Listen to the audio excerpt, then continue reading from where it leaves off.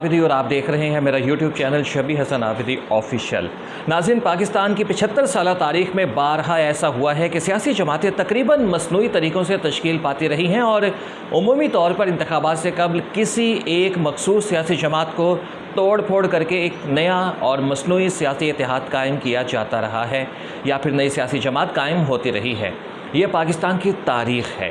2018 के इलेक्शन के बाद पाकिस्तान तहरीक इंसाफ की हुकूमत साजी में जहांगीर तरीन का बुनियादी किरदार था और जब मौजूदा हुकूमत की मुद्दत ख़त्म हो रही है और आइंदा इंतखाबात की बातें हो रही हैं तो एक बार फिर तारीख़ अपने आप को दोहरा रही है या फिर तारीख़ को दोहराया जा रहा है और जहांगीर तरीन की शक्ल में तोड़ फोड़ करके इस्तेहकाम पाकिस्तान पार्टी की सूरत में एक नई और मसनूई सियासी पार्टी कायम की जा रही है।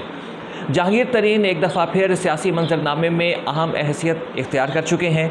9 मई के वाक़यात के बाद जब ताकतवर हलकों ने तहरीक इंसाफ के ख़िलाफ़ अपना शिकंजा कसा तो तहरीक इंसाफ के रहनुमाओं ने खान साहब का साथ छोड़ना शुरू कर दिया। ऐसे वक्त में हमने देखा कि जहांगीर तरीन ने सियासी राबितों का सिलसिला तेज़ कर दिया और नतीजा आज इस्तेहकाम पाकिस्तान पार्टी की सूरत में सामने आ चुका है। एक दफ़ा फिर माजी को दोहराया जा रहा है। लेकिन सवाल ये जन्म लेता है कि क्या इस्तेहकाम पाकिस्तान पार्टी पाकिस्तान तहरीक इंसाफ के लिए ख़तरा है? तो इसके लिए हमें पहले से ये जानना होगा कि किसी भी जमात की कामयाबी का पैमाना क्या होता है, किन बुनियादों पर पार्टी को किसी दूसरी जमातों के लिए ख़तरा करार दिया जा सकता है। तो वो पैमाने क्या हैं, एक नज़र डालते हैं। नंबर 1, चारों सूबों गिलगित बल्तिस्तान में पार्टी की मौजूदगी। नंबर 2, मुल्क की सतह पर अवामी मकबूलियत के हामी पार्टी के नुमाइंदगान। नंबर 3, अवामी सतह पर पार्टी के मकबूलियत और नंबर 4, पार्टी के सपोर्टर। नंबर 5, पार्टी के वोटर और नंबर 6, सियासी जमात के वजूद में आने के मुहर्रिकात। नाज़रीन, कोई भी सियासी जमात किसी दूसरी जमात के लिए ख़तरा उस वक्त होती है जब दोनों बराबरी की सतह पर हों। एक जानिब पाकिस्तान तहरीक इंसाफ है जिसने पाकिस्तान के तूलो अर्ज़ से कामयाबी हासिल करके विफाक में 3 साल हुकूमत की है, तो दूसरी जानिब एक नौज़ायदा जमात है जिसने एक इलेक्शन भी नहीं लड़ा और इसके मुल्क के चारों सूबों गिलगित बल्तिस्तान में कहीं पर कोई भी काबिल ज़िक्र नुमाइंदगी नहीं है। दूसरा पहलू यह है कि मुल्क की सतह पर PTI की मकबूलियत का अंदाज़ा इस चीज़ से लगाया जा सकता है कि पाकिस्तान तहरीक इंसाफ की इस मकबूलियत के खौफ से मुल्क में इंतखाबात करवाए ही नहीं जा रहे हैं, जबकि इस्तेहकाम पाकिस्तान पार्टी में 100 से ज़ायद इलेक्टेबल्स तो आ गए हैं, लेकिन उनको जिन्होंने इलेक्टेबल बनाया है या जिन्होंने इनको इलेक्ट करना है वो कहीं पर नज़र नहीं आ रहे, उनका कोई नामो निशान ही नहीं है। तो इस पहलू से भी पाकिस्तान तहरीक इंसाफ को कोई ख़तरा नहीं है इस नई पार्टी से। जब तक जहांगीर तरीन को कोई नया बड़ा जलसा करने का मौका नहीं मिल जाता, वो अपनी पार्टी के सपोर्टर की तादाद शो नहीं करते थे, इस नई जमात के बारे में कोई भी हौसला अफजा बात करना या उम्मीदें लगाना कब्ज़ वक्त होगा। फ़िल वक्त जहांगीर तरीन का ख़ास तौर पर जनूबी पंजाब में असर व रसूख ज़रूर है, ताहम मुल्की सतह पर इनका ज़्यादा बड़ा वोट बैंक नहीं है। और एक अहम नुक्ता ये है कि अवामी सतह पर किसी भी सियासी जमात की मकबूलियत क्या है। यहाँ पर मकबूलियत का मतलब ये हरगिज़ नहीं होता कि कितने लोग पार्टी को जानते हैं, और मशहूर होना और मकबूल होना दो अलग अलग चीज़ें हैं। मकबूल होने का मतलब ये होता है कि कबूल किया जाना, और अवामी सतह पर मकबूलियत एक सब्र आज़मा सफ़र है। जुल्फ़िकार अली भुट्टो साहब जैसे कोई किस्मत के धनी होते हैं जिनकी जमात को दिनों में ही दिन दोगुनी और रात चौगुनी मकबूलियत मिल जाए, और लोगों ने भुट्टो साहब को और उनकी पार्टी को कबूल कर लिया था। सिकंदर मिर्ज़ा ने सितंबर 1965 में रिपब्लिकन पार्टी की बुनियाद रखी थी और उसके ख़ुद वो नायब सदर बन गए थे, मगर ये पार्टी आगे चलकर कोई ख़ास मकबूलियत हासिल ना कर सकी और आज इसका कहीं पर भी कोई वजूद नहीं है। 1962 में जनरल अयूब खान ने एक आमिर ने एक सियासी जमात कन्वेंशन मुस्लिम लीग की बुनियाद रखी थी और इस जमात की तश्कील में मुस्लिम लीग के उस वक्त के कई सरकर्दा रहनुमाओं ने अयूब खान का साथ दिया था, मगर ये सियासी जमात अयूब खान के इक़्तिदार के ख़ात्मे के साथ ही ग़ुरूब हो गई और अपनी तश्कील के फ़कत 8 साल के बाद सन 1970 के इंतखाबात में कन्वेंशन मुस्लिम लीग ने कौमी असम्बली की महज सिर्फ 2 सीटें हासिल की थी और इन इंतखाबात के बाद ये जमात किस्सा पारीना बन गई और कहीं इसका वजूद नज़र नहीं आता और इस जमात को मकबूलियत हासिल ना थी। अवामी एहतजाज के शुरू होते ही अयूब की जो भर्ती किए हुए सियासी कारिंदे थे, जिस तरीके से आज भी किए जा रहे हैं जहांगीर तरीन की पार्टी के अंदर, उन्हें छोड़कर वो चले गए। तो इससे हमें ये पता चलता है कि किसी भी सियासी जमात की आवाम में मकबूलियत उसकी रीढ़ की हड्डी होती है। खान साहब को 22 साल लगे मकबूलियत की इस बुलंदी पर पहुंचने में।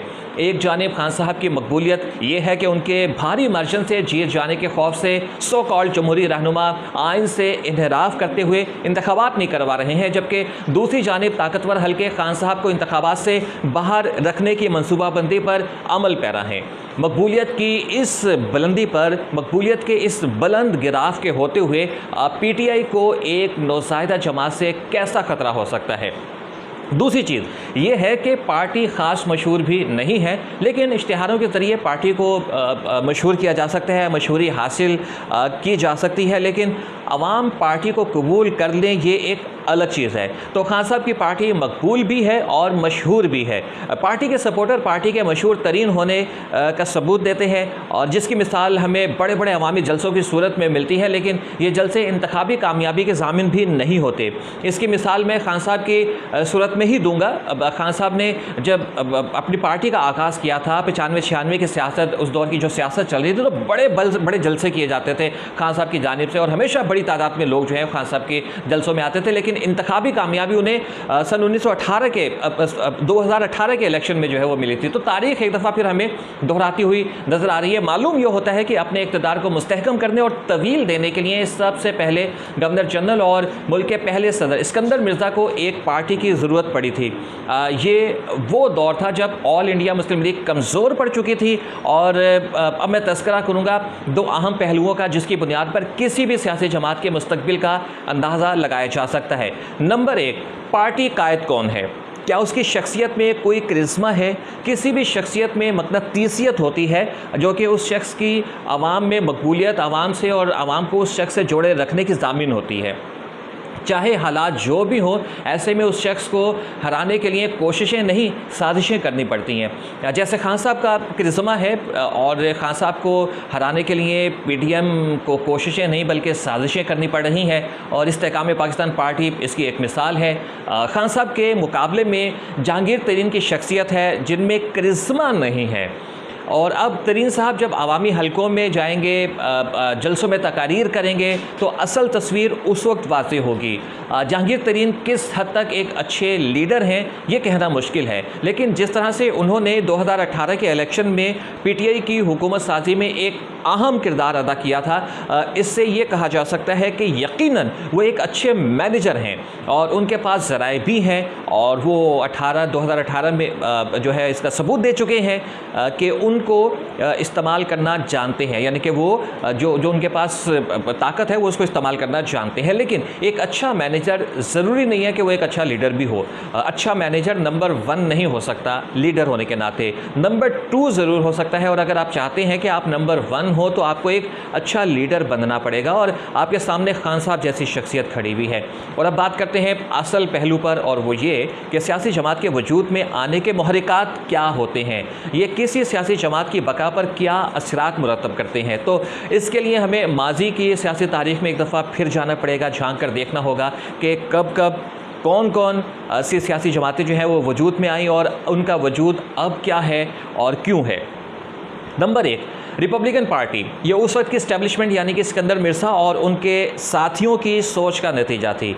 नंबर 2, 1962 में जनरल अयूब खान ने एक सियासी जमात कन्वेंशन मुस्लिम लीग की बुनियाद रखी। ये जमात किस्सा पारीना बन के रह गई। एक आमिर ने इसकी बुनियाद रखी। 1988 के इंतखाबात से कब उस वक्त की आमरीत ने सियासी कुव्वतें जो कि ज़िया की सोच की आईनादार थीं, तमाम को पीपल्स पार्टी के ख़िलाफ़ एक प्लेटफॉर्म पर जमा किया और उस प्लेटफॉर्म को इस्लामी जमहूरी इत्तेहाद का नाम दिया गया।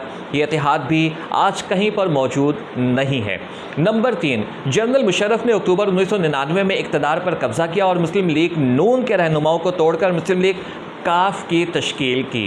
काफ लीग ने अगरचे परवेज़ मुशर्रफ के दौर में इक़्तिदार में हुकूमत की, लेकिन परवेज़ मुशर्रफ के जाने के बाद अपनी पहली वाली हैसियत और मकबूलियत वो खो चुकी। ये जमात विफाकी सतह पर कभी भी हुकूमत ना बना सकी और आज भी इसका कोई ख़ास कद बाकी नहीं है।